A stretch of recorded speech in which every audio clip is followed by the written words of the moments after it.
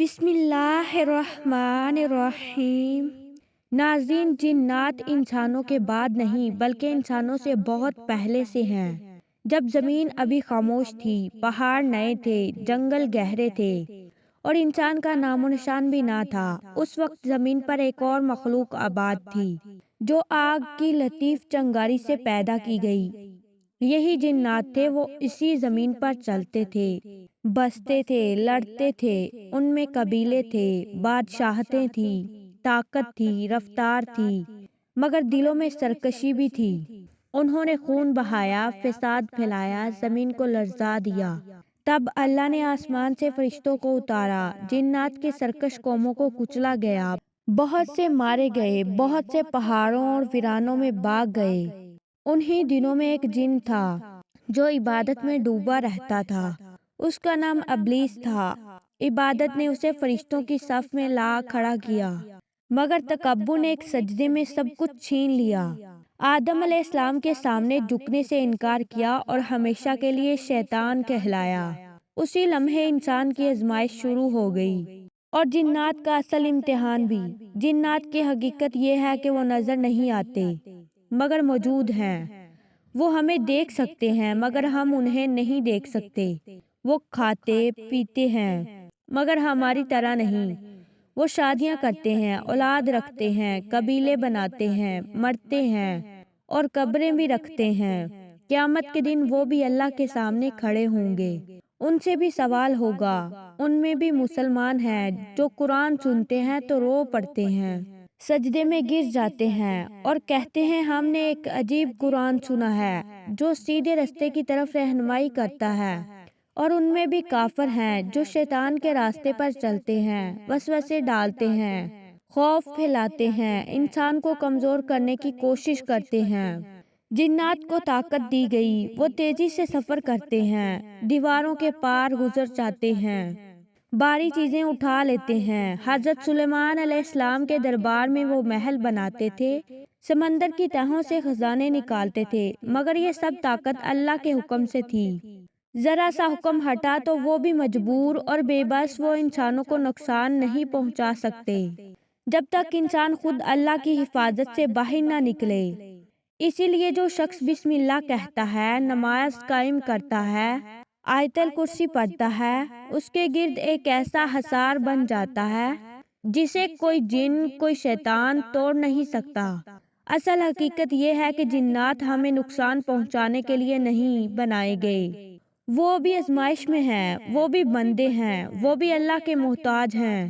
انسان کی سب سے بڑی کمزوری جن نہیں بلکہ اس کا اپنا خوف ہے، اور سب سے بڑی طاقت اللہ کا ذکر۔ جو اللہ کو تھام لیتا ہے، اس کے لیے نہ جن خطرہ رہتا ہے، نہ شیطان، نہ کوئی اندھی قوت، کیونکہ سب طاقتیں اس ایک رب کے سامنے جھک جاتی ہیں۔ جنات کی کہانی زمین کی پیدائش کے ابتدائی لمحوں سے جڑی ہوئی ہے۔ جب انسان کا وجود بھی نہیں تھا، تب آگ کی لطیف چنگاری سے ایک مخلوق پیدا کی گئی جو نہ مکمل آگ تھی، نہ دھواں، بلکہ ایک پوشیدہ قوت تھی۔ یہی جنات تھے جو اس زمین پر آباد ہوئے۔ انہوں نے بستیاں بسائیں، قبیلے بنائے، طاقت حاصل کی، مگر جب طاقت کے ساتھ غرور آیا تو فساد پھیلا، خون بہا، زمین کرا اٹھی۔ تب اللہ نے فرشتوں کو حکم دیا کہ سرکش جنات کو نیست و نابود کر دیں۔ بہت سے مارے گئے، بہت سے ویرانوں، سمندروں، پہاڑوں اور سنسان جگہوں میں جا چھپے۔ انہی میں ایک ایسا جن بھی تھا جو عبادت میں سب سے آگے تھا، جس کا نام ابلیس تھا۔ عبادت نے اسے بلند کیا مگر تکبر نے ایک لمحے میں گرا دیا۔ آدم علیہ السلام کے سامنے سجدے سے انکار کیا اور ہمیشہ کے لیے شیطان بن گیا۔ اسی دن سے انسان اور جنات کی راہیں آزمائش کے ساتھ جڑ گئیں۔ جنات کی حقیقت یہ ہے کہ وہ ہمیں دیکھتے ہیں مگر ہم انہیں نہیں دیکھ سکتے۔ وہ ہمارے ساتھ اسی زمین پر رہتے ہیں مگر ایک پردے کے پیچھے۔ وہ کھاتے ہیں مگر ہماری طرح نہیں۔ وہ شادی کرتے ہیں، اولاد رکھتے ہیں، بیمار ہوتے ہیں، مرتے ہیں اور قیامت کے دن حساب کے لیے اٹھائے جائیں گے۔ ان میں نیک بھی ہیں جو قرآن سنتے ہیں تو لرز جاتے ہیں اور کہتے ہیں ہم نے حق سن لیا ہے اور ان میں بدکار بھی ہیں جو وسوسے ڈالتے ہیں، خوف پھیلاتے ہیں اور انسان کو اللہ سے دور کرنے کی کوشش کرتے ہیں، مگر ان کی ساری طاقت اللہ کے حکم کے نیچے ہے۔ وہ ایک پتے کو بھی ہلا نہیں سکتے جب تک اللہ اجازت نہ دے۔ حضرت سلیمان علیہ السلام کے دربار میں جنات محل بناتے تھے، سمندر سے خزانے نکالتے تھے، مگر ایک لمحے میں بے بس ہو جاتے تھے جب حکم بدل جاتا۔ اصل راز یہ ہے کہ جنات انسان سے زیادہ طاقتور نہیں، بلکہ انسان کا ایمان انہیں کمزور کر دیتا ہے۔ بسم اللہ ایک دیوار ہے، نماز ایک حصار ہے، آیت الکرسی ایک قلعہ ہے۔ جو انسان اللہ کو تھام لیتا ہے اس کے قریب جن بھی نہیں آ سکتے۔ اسی لیے جنات سے ڈرنا نہیں چاہیے بلکہ اللہ سے جڑنا چاہیے، کیونکہ جنات بھی مخلوق ہے، مجبور ہے، محتاج ہے اور اسی ایک رب کے سامنے جھکنے والے ہیں جس کے قبضے میں انسان بھی ہیں اور جن بھی۔ یہی ان کی اصل حقیقت ہے، نہ افسانہ، نہ ڈراؤنی کہانی، بلکہ ایمان کو مضبوط کرنے والی ایک خاموش سچائی۔ جنات کی دنیا انسان کے لیے ہمیشہ سے پردے میں رہی ہے، مگر قرآن نے اس پردے کو اتنا اٹھایا ہے کہ حقیقت نظر آ جائے اور خوف باقی نہ رہے۔ جنات صرف ویرانوں یا قبرستانوں کی مخلوق نہیں، بلکہ وہ شہروں، جنگلوں، سمندروں اور پہاڑوں میں بھی رہتے ہیں۔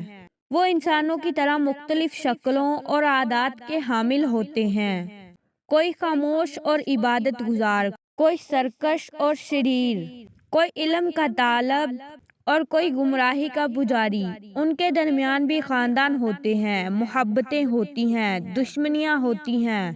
وہ وقت کے ساتھ سیکھتے ہیں، بھولتے ہیں، پچھتاتے ہیں، حتیٰ کہ بعض جنات ایسے ہیں جو صدیوں تک زندہ رہتے ہیں اور پچھلی قوموں کے عروج و زوال کے گواہ ہوتے ہیں، مگر اتنی لمبی عمر کے باوجود وہ بھی فنا ہونے والے ہیں۔ ان کی سب سے بڑی کمزوری یہ ہے کہ وہ مستقبل کا علم نہیں رکھتے، وہ غیب نہیں جانتے۔ اسی لیے حضرت سلیمان علیہ السلام کی وفات کے بعد بھی وہ لاش کے سہارے کام کرتے رہے، اور حقیقت اس وقت کھلی جب دیمک نے آسا کھا لیا۔ اس سے ثابت ہوا کہ جنات طاقتور ضرور ہیں، مگر علم غیب اللہ کے سوا کسی کے پاس نہیں۔ جنات انسان کے دل میں زبردستی داخل نہیں ہو سکتے، بلکہ صرف وسوسہ ڈال سکتے ہیں۔ فیصلہ ہمیشہ انسان کا اپنا ہوتا ہے۔ جو دل اللہ کے ذکر سے آباد ہو وہاں جن کی سرگوشی بے اثر ہو جاتی ہے، جو دل خالی ہو وہاں اندھیرا خود جگہ بنا لیتا ہے۔ اسی لیے نبی کریم صلی اللہ علیہ وسلم نے ہمیں جنات کو دیکھنے یا ان سے رابطہ کرنے کا شوق نہیں دلایا، بلکہ اللہ کو یاد رکھنے کا راستہ بتایا، کیونکہ جنات کا جاننا نجات نہیں دیتا بلکہ اللہ کا جاننا نجات دیتا ہے۔ اصل حقیقت یہ ہے کہ جنات انسان کے دشمن نہیں بلکہ آزمائش کا ایک پہلو ہیں، جیسے نفس اور دنیا۔ اور جو انسان ان سب کے درمیان اللہ کو پہچان لے وہ جنات کی دنیا سے بے خوف ہو جاتا ہے، کیونکہ پھر اسے یقین ہو جاتا ہے کہ آگ سے بنے ہوئے جن بھی اس رب کے سامنے بے بس ہیں جس نے مٹی سے انسان کو عزت دی۔ جنات کی حقیقت کو مزید سمجھو تو معلوم ہوتا ہے کہ وہ انسان کی طرح اس دنیا میں اختیار کے ساتھ آزمائش میں ہیں، مگر ان کی زندگی کا پردہ سخت ہے۔ وہ ہمارے گھروں میں بلا اجازت داخل نہیں ہو سکتے، وہ وہاں سے بھاگ جاتے ہیں جہاں اللہ کا نام لیا جائے، جہاں اذان کی آواز بلند ہو، جہاں قرآن کی تلاوت ہو، جہاں رات کو سوتے وقت بسم اللہ اور آیت الکرسی پڑھی جائے۔ وہ اندھیرے، گندگی، ویرانی اور غفلت کی جگہوں کو پسند کرتے ہیں، کیونکہ وہاں انسان خود اللہ کی حفاظت سے باہر ہوتا ہے۔ اسی لیے نبی کریم صلی اللہ علیہ وسلم نے ہمیں سکھایا کہ دروازہ بند کرو تو بسم اللہ کہو، چراغ بجھاؤ تو بسم اللہ کہو، بچے کو گود میں لو تو بسم اللہ کہو، کیونکہ جنات کو انسان پر کوئی زبردستی کی طاقت نہیں دی گئی۔ ان کا ہتھیار صرف خوف ہے، اور خوف بھی اسی دل پر چلتا ہے جو یقین سے خالی ہو۔ بہت سے واقعات جو لوگوں میں مشہور ہیں کہ جن قابو پا لیتے ہیں، حقیقت میں یا تو وسوسہ ہوتا ہے یا انسان کا وہم، یا پھر شیطانی اثر، مگر اللہ کا ذکر ان سب کو کاٹ دیتا ہے۔ جنات انسان کی تقدیر نہیں بدل سکتے، رزق نہیں روک سکتے، موت نہیں لا سکتے، یہ سب اختیارات صرف اللہ کے ہاتھ میں ہے۔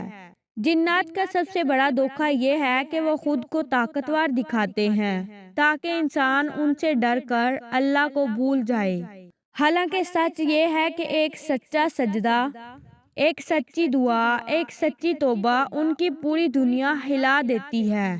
اسی لیے جو انسان اللہ کے ساتھ جڑ جاتا ہے اس کی زندگی میں جنات ایک غیر اہم حقیقت بن جاتے ہیں، نہ خوف، نہ تجسس، نہ پیچھا، کیونکہ پھر انسان سمجھ جاتا ہے کہ آگ سے بنی مخلوق بھی اس رب کے سامنے کچھ نہیں جس نے مٹی کو اشرف بنایا۔ یہی وہ انجام ہے جہاں جنات کا ذکر علم بن جاتا ہے، خوف نہیں یقین بن جاتا ہے، وہم نہیں، اور انسان سکون کے ساتھ جینا سیکھ لیتا ہے اللہ کے سائے میں۔ جنات کی پیدائش کا راز انسان کی تخلیق سے بھی پرانا ہے، اور قرآن نے اس راز کو اس طرح بیان کیا ہے کہ خوف نہیں بلکہ سمجھ پیدا ہو۔ اللہ تعالیٰ نے جنات کو مٹی سے نہیں بنایا جیسے انسان کو بنایا، اور نہ ہی نور سے جیسے فرشتوں کو بنایا، بلکہ جنات کو آگ کی ایک ایسی لطیف اور بے دھواں قسم سے پیدا کیا جو جلانے والی نہیں بلکہ توانائی اور حرارت سے بری ہوئی ہے۔ قرآن کہتا ہے کہ جن کو ہم نے آگ کی لپٹ یعنی نارے سموم سے پیدا کیا۔ مفسرین بیان کرتے ہیں کہ یہ وہ آگ تھی جس میں دھواں نہیں تھا، نہ شعلہ نظر آتا تھا، بس ایک تیز پوشیدہ گرم طاقت تھی۔ اسی لیے جنات نظر نہیں آتے مگر حرکت رکھتے ہیں۔ یہی آگ انہیں رفتار دیتی ہے، شکل بدلنے کی قدرت دیتی ہے، دیواروں کے پار گزرنے کی صلاحیت دیتی ہے، مگر یہ آگ انہیں جلانے والی نہیں بلکہ زندگی دینے والی تھی۔ یہ پیدائش حضرت آدم علیہ السلام کی تخلیق سے بہت پہلے ہوئی۔ اس وقت زمین پر انسان نہیں تھا، جنات آباد تھے، بستے تھے، حکومتیں تھیں، قبیلے تھے، ان میں عبادت گزار بھی تھے اور سرکش بھی۔ انہی دنوں میں ایک جن ایسا بھی پیدا ہوا جسے اللہ نے علم اور عبادت میں بلند مقام دیا۔ وہ ابلیس تھا جو اپنی عبادت کی وجہ سے فرشتوں کے ساتھ اٹھتا بیٹھتا تھا، مگر اصل میں جن ہی تھا۔ جب آدم علیہ السلام کی تخلیق ہوئی تو جنات اور فرشتوں کے سامنے اللہ نے اپنی قدرت کا اظہار کیا۔ مٹی سے ایک ایسی مخلوق پیدا کی جو نہ آگ تھی نہ نور، مگر عقل، دل، اختیار اور سیکھنے کی صلاحیت رکھتی تھی۔ اسی لمحے امتحان شروع ہوا۔ ابلیس نے اپنی پیدائش پر غرور کیا اور کہا میں آگ سے بنا ہوں اور یہ مٹی سے، میں بہتر ہوں۔ یہی وہ لمحہ تھا جب آگ سے بنی مخلوق کا تکبر اس کی تباہی بن گیا۔ اس سے یہ حقیقت کھلتی ہے کہ جنات کی پیدائش اگرچہ طاقتور مادے سے ہوئی مگر وہ فضیلت کی ضمانت نہیں۔ جنات کی تخلیق میں بھی مقصد وہی تھا جو انسان کی تخلیق میں ہے، یعنی عبادت۔ اللہ نے فرمایا میں نے جن اور انسان کو صرف اس لیے پیدا کیا کہ وہ میری عبادت کریں، اسی لیے جنات بھی مکلف ہے، ان میں بھی احکام ہے، ان میں بھی نبیوں کی دعوت پہنچی، وہ بھی ایمان لائے ہیں یا انکار کرتے ہیں۔ ان کی پیدائش آگ سے ہونے کا مطلب یہ نہیں کہ وہ آگ ہیں، بلکہ جیسے انسان مٹی سے بنا ہے مگر مٹی نہیں، ویسے ہی جن آگ سے بنے مگر آگ نہیں، وہ ایک مستقل وجود ہے، ایک الگ نوع۔ ان کی تخلیق ہمیں یہ سبق دیتی ہے کہ اصل عزت مادے میں نہیں بلکہ اطاعت میں ہے۔ آگ سے بنی مخلوق تکبر میں گر گئی اور مٹی سے بنی مخلوق سجدوں میں اٹھا لی گئی۔ یہی جنات کی پیدائش کی اصل حکمت ہے، جو اگر سمجھ آ جائے تو خوف ختم ہو جاتا ہے اور یقین مضبوط ہو جاتا ہے۔ رات مدینے کی فضا میں ایک عجیب خاموشی چھائی ہوئی تھی، ہوا بھی جیسے رک گئی ہو۔ صحابہ رضی اللہ تعالی عنہ گھر میں بیٹھے قرآن کی تلاوت سن رہے تھے، ہر لفظ دل میں اتر رہا تھا۔ اسی دوران کچھ جنات جو انسانوں کی نظر سے اوجھل رہتے تھے درختوں کے پیچھے اور پہاڑوں کی چھاؤں میں جمع ہوئے۔ وہ چھپ چھپ کر تلاوت سن رہے تھے۔ ان کے دلوں میں حیرت اور خوف دونوں ساتھ ساتھ پیدا ہو گئے۔ ایک ننھا جن کانپتے ہوئے بولا، یہ کیا آواز ہے؟ یہ تو نور ہے، یہ تو حق ہے۔ اس کے الفاظ ہوا میں گونجنے لگے۔ دوسرے جن بولے، یہ انسانوں کے لیے ہے، مگر ہم بھی سنیں۔ ایک بزرگ جن نے کہا کہ ہمیں اپنی قوم کو یہ سنانا چاہیے، یہ سچ ہے، یہ روشنی ہے۔ اور وہ سب ایمان کی طرف مائل ہو گئے۔ دلوں میں قرآن کی روشنی اتری اور وہ پہاڑوں اور ویرانوں سے نکل کر اپنی بستیوں میں واپس گئے۔ وہ سب اپنے ساتھیوں کو بتانے لگے کہ ہم نے قرآن سنا اور یقین کر لیا کہ وہ ہدایت ہے۔ اس روشنی نے ان کے دلوں کو بدل دیا۔ وہ جن جو ایمان لائے اپنے ساتھیوں کے لیے پیغام بن گئے۔ اسی لیے اللہ تعالیٰ نے سورۃ الجن میں فرمایا کہ جنات میں بھی کچھ ایمان لائے اور کچھ نہیں۔ یہ وہ لمحہ تھا جب انسانوں کی دنیا اور جنات کی دنیا ایک ساتھ حقیقت کے سامنے جھک گئی۔ یہ کوئی کہانی نہیں تھی، یہ حق تھا۔ یہ وہ دن تھا جب جنات نے بھی رسول اللہ صلی اللہ علیہ وسلم کی دعوت سنی اور ایمان لانے والے بن گئے۔ دلوں میں نور آیا، خوف ختم ہوا اور اللہ کے کلام کی عظمت ہر مخلوق کے لیے واضح ہو گئی۔ اور یہ واقعہ ہمیں یہ سبق دیتا ہے کہ جنات بھی انسانوں کی طرح مکلف ہے۔ انہیں بھی حق و باطل کا علم دیا گیا۔ وہ بھی اللہ کے فرمان کے پابند ہیں اور اللہ کے ذکر کے سامنے سب بے بس ہیں۔ یہی رسول اللہ صلی اللہ علیہ وسلم کے زمانے کا وہ روشن واقعہ ہے جو آج بھی ایمان والوں کے دلوں کو لرزاتا اور سکون دیتا ہے۔ جنات کی خوراک کا تعلق قرآن اور حدیث میں بتائی گئی حقیقت سے ہے، اور یہ ہمارے عام خوراک کے بالکل مختلف ہے۔ عام لوگوں کی سمجھ کے مطابق وہ گوشت، سبزی یا اناج نہیں کھاتے، بلکہ اللہ تعالیٰ نے ان کے لیے رزق مقرر کیا ہے، جس میں بعض اوقات وہ ہڈیاں اور گوشت شامل ہوتا ہے جو انسان کے کھانے کے بعد باقی رہ جاتے ہیں، مگر یہ کھانے کی شکل ہم نہیں دیکھ سکتے۔ یہ ایک غیبی رزق ہے۔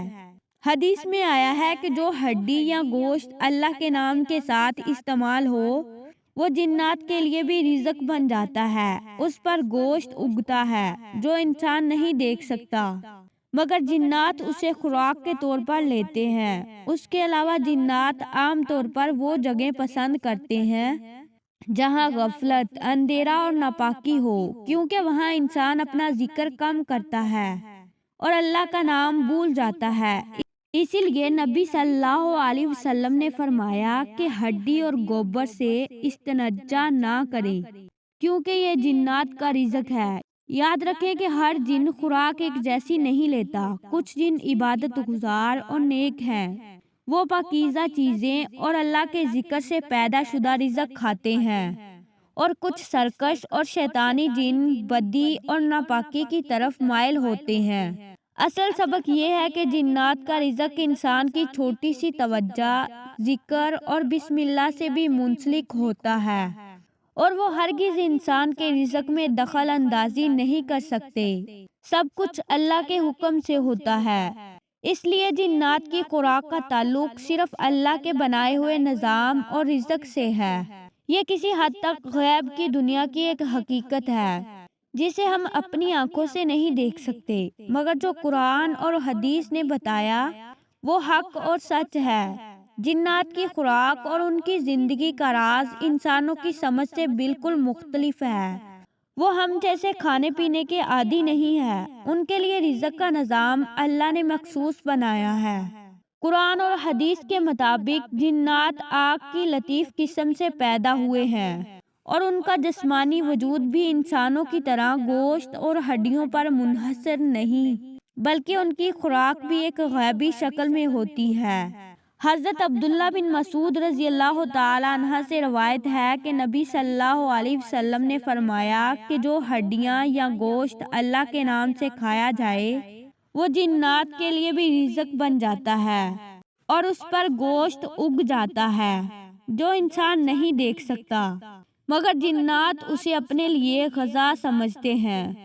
اسی لیے نبی کریم صلی اللہ علیہ وسلم نے ہمیں ہڈی اور گوبر سے استنجا کرنے کا حکم دیا تاکہ جنات کے رزق میں دخل نہ ہو اور وہ بھی اپنی مقررہ خوراک حاصل کر سکیں۔ جنات عام طور پر ایسی جگہوں پر رہنا اور کھانا پسند کرتے ہیں جہاں انسانوں کی توجہ اللہ سے کم ہو، اندھیرا زیادہ ہو اور ذکر کم پڑے جائیں۔ وہ جگہیں جیسے ویران مقامات، سنسان جنگل یا قبرستان جہاں غفلت اور ناپاکی غالب ہو، ان کے لیے موزوں ہوتی ہے، مگر ان کی خوراک صرف مادی نہیں بلکہ روحانی بھی ہے، یعنی وہ ان چیزوں سے طاقت حاصل کرتے ہیں جو انسان کے ذکر یا اعمال کے ساتھ جڑی ہوئی ہو۔ اسی لیے عبادت گزار اور نیک جن پاکیزہ چیزیں اور اللہ کے ذکر سے پیدا ہونے والے رزق کو کھاتے ہیں، اور سرکش یا شیطانی جن وہ چیزیں پسند کرتے ہیں جو فساد، خوف، وسوسہ یا ناپاکی سے پیدا ہو۔ یہ خوراک نہ صرف ان کی جسمانی طاقت بڑھاتی ہے بلکہ ان کے اعمال اور رویے پر بھی اثر ڈالتی ہے، مگر یاد رکھیں کہ سب کچھ اللہ کے حکم سے ہوتا ہے۔ وہ انسانوں کے رزق میں دخل اندازی نہیں کر سکتے، نہ موت لا سکتے ہیں نہ بیماری پیدا کر سکتے ہیں، ان کا اختیار اللہ کی مخلوق کے نظام میں محدود ہے۔ اسی لیے جو انسان ذکر الہی کرتا ہے، نماز پڑھتا ہے، بسم اللہ کہتا ہے، آیت الکرسی پڑھتا ہے، وہ ان سب سے محفوظ رہتا ہے اور ان کی طاقت ختم ہو جاتی ہے۔ یہی جنات کی خوراک اور زندگی کا اصل راز ہے۔ یہ ہمیں یہ سبق بھی دیتا ہے کہ ہر چھوٹا عمل، ہر ذکر، ہر بسم اللہ، ہر عبادت، چاہے وہ ہمارے لیے معمولی ہو، در حقیقت ایک پوری مخلوق کے رزق اور حفاظت میں اثر رکھتا ہے۔ یہ انسانی آنکھ سے نظر نہ آنے والا رزق ہے، مگر حق اور حقیقت ہے۔ یہی وجہ ہے کہ قرآن اور حدیث نے اس پر روشنی ڈالی تاکہ ہم خوف کی بجائے علم اور یقین سے اس حقیقت کو سمجھیں اور یہ جان لیں کہ جنات کی خوراک، ان کی طاقت، ان کی زندگی سب اللہ کی مرضی اور نظام کے تحت ہیں، اور وہ کبھی بھی اس رب کے بغیر کچھ نہیں کر سکتے جس نے انسان اور جن دونوں کو پیدا کیا۔ اسی لیے نبی کریم صلی اللہ علیہ وسلم کی تعلیمات میں اس بات پر زور دیا گیا کہ بسم اللہ کا ورد، ذکر اور پاکیزگی نہ صرف انسان کی حفاظت کرتی ہے بلکہ جنات کی خوراک اور نظام میں بھی اثر ڈالتی ہے، اور یہ ایک ایسی حقیقت ہے جو ہماری دنیا کے دائرے سے اوجھل ہے مگر ایمان والوں کے لیے روشنی بن جاتی ہے۔ جنات کی خوراک اور ان کی زندگی کا سلسلہ اتنا وسیع اور غیبی ہے کہ اسے پوری انسان کی دنیا میں نہیں سمجھا جا سکتا۔ وہ بھی ہماری طرح جینے والے، کھانے پینے والے، اولاد رکھنے والے اور معاشرتی زندگی گزارنے والے ہیں، مگر ان کا نظام انسانوں سے مکمل طور پر مختلف ہے۔ ان کا جسم مادی نہیں بلکہ لطیف آگ یا توانائی سے بنایا ہوا ہے۔ اسی وجہ سے وہ ہماری طرح کھانے کو نہیں دیکھتے، اور جو کچھ وہ کھاتے ہیں وہ ہماری آنکھوں سے اوجھل ہوتا ہے۔ حدیث میں آیا ہے کہ جو ہڈیاں یا گوشت اللہ کے نام سے انسان استعمال کرے تو وہ جنات کے لیے رزق بن جاتا ہے۔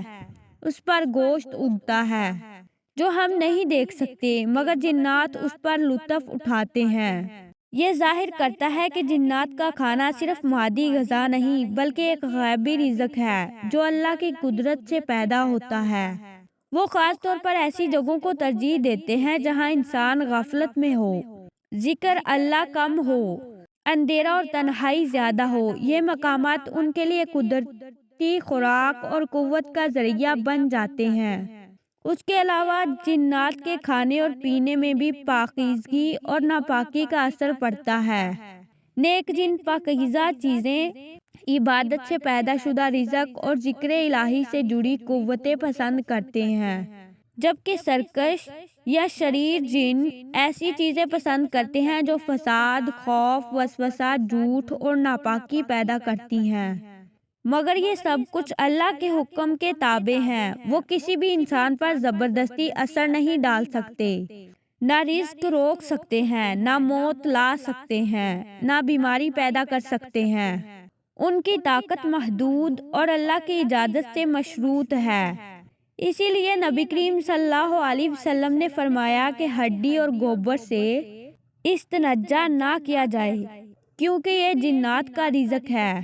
اور اسی اصول کی روشنی میں ہر بسم اللہ، ہر ذکر، ہر نماز، ہر قرآن کی تلاوت انسان کے لیے تحفظ اور جنات کے لیے رزق بن جاتی ہے۔ جنات کی خوراک اور ان کی زندگی ہمیں یہ سبق دیتی ہے کہ اللہ کی قدرت ہر مخلوق میں نافذ ہے۔ انسان کے اعمال اور ذکر سے حتیٰ کہ اس پوشیدہ دنیا میں بھی اثر پڑتا ہے۔ ہر چھوٹا عمل، ہر لفظ، ہر ذکر اس دنیا اور جنات کی دنیا میں جاری اثرات پیدا کرتا ہے۔ یہی اصل راز ہے کہ جنات کا رزق، طاقت اور زندگی اللہ کے نظام کے تحت ہے۔ وہ کبھی اپنی مرضی سے کچھ نہیں کر سکتے، اور اسی وجہ سے ہمارے لیے ضروری ہے کہ ہم ہمیشہ بسم اللہ کے ساتھ کھائیں، نماز قائم کریں، ذکر الہی کریں، تاکہ نہ صرف ہم محفوظ رہیں بلکہ اس سے پیدا ہونے والا رزق اور قوت غیبی دنیا میں بھی جاری رہیں۔ یہی اللہ کی حکمت، رحم اور نظام کی مکمل تصویر ہے جو انسان اور جن دونوں کے لیے بنائی گئی ہے، اور یہی وہ حقیقت ہے جو قرآن و حدیث میں بیان کی گئی، تاکہ ہم خوف نہ پائیں بلکہ علم، یقین اور ذکر کے ذریعے ایمان مضبوط کریں۔ رات خاموش تھی، ایسی خاموشی کہ لگتا تھا زمین اور آسمان کے درمیان کوئی رات سرگوشی کر رہا ہو۔ مدینے کی گلیوں میں ایک مسافر تھکا ہارا چل رہا تھا۔ بھوک نے جسم توڑ دیا تھا۔ اس نے کھانے کا لقمہ اٹھایا مگر عادت کے برخلاف بسم اللہ کہنا بھول گیا۔ اچانک دل میں ایک عجیب سی گھبراہٹ اتر آئی، جیسے کسی نے اندر سے ٹوکا ہو۔ اسی لمحے انسانوں کی نظروں سے اوجھل ایک اور دنیا میں ہلچل مچ گئی۔ جنات کی بستی میں ایک بوڑھا مومن جن زمین پر بیٹھا اپنے قبیلے کے بچوں کو دیکھ رہا تھا۔ ان کی آنکھوں میں بھوک تھی، چہروں پر کمزوری، فضا میں انتظار۔ وہ آہستہ بولا، آج پھر انسانوں نے اللہ کا نام کم لیا ہے، رزق کے دروازے تنگ ہیں۔ ایک ننھا جن سسکتی آواز میں بولا، بابا کیا آج ہمیں بھی ہڈیوں پر گوشت نصیب ہوگا؟ بوڑھے جن کی آنکھوں سے آنسو بہہ نکلے۔ اس نے آسمان کی طرف دیکھا اور دل ہی دل میں پکارا، اے اس رب کے نام پر جس نے محمد صلی اللہ علیہ وسلم کو بھیجا، ہمیں محروم نہ کرنا۔ اسی وقت زمین پر پڑی ایک معمولی سی ہڈی جسے انسان بے وقت سمجھ کر پھینک چکا تھا، نور سے چمک اٹھی۔ وہ ہڈی جس پر کبھی کسی نے دل سے بسم اللہ کہی تھی، اللہ کے حکم سے اس پر ایسا گوشت اگ آیا جو انسان نہیں دیکھ سکتا، مگر جنات کے لیے وہ رزق تھا، نعمت تھی، زندگی تھی۔ بچے لپک پڑے، بھوک مٹنے لگی، آنکھوں میں خوشی آ گئی۔ بوڑھے جن نے سجدہ کیا اور لرزتی آواز میں کہا، اے رب تو کتنا کریم ہے۔ انسان ایک لفظ بولتا ہے اور ہماری پوری قوم سیر ہو جاتی ہے۔ اسی لمحے مدینے میں وہ مسافر کانپتے ہاتھوں سے لقمہ اٹھا کر بسم اللہ پڑھتا ہے۔ اسے خبر نہیں کہ اس کے ایک لفظ نے کس دنیا میں خوشی بخیر دی۔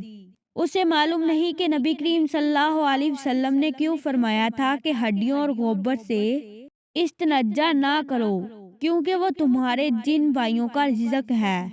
یہ کوئی خوفناک کہانی نہیں بلکہ اللہ کے نظام رحمت کی تصویر ہے، جہاں انسان کی چھوٹی سی غفلت کسی اور مخلوق کی بھوک بن جاتی ہے، اور انسان کا ایک ذکر کسی غیبی دنیا کی زندگی۔ اسی لیے جب بھی کھانا ہاتھ میں لو بسم اللہ کہنا نہ بھولو۔ کیا خبر تمہارے ایک لفظ سے کسی اندھی دنیا میں کسی بھوکے جن کے ہونٹوں پر شکر کی مسکراہٹ آ جائے اور تمہارا ایمان خاموشی سے تازہ ہو جائے۔ اللہ ہمیں ان پوشیدہ حقائق کو سمجھنے اور ان سب سے سبق لینے کی توفیق عطا فرمائے، آمین یا رب العالمین۔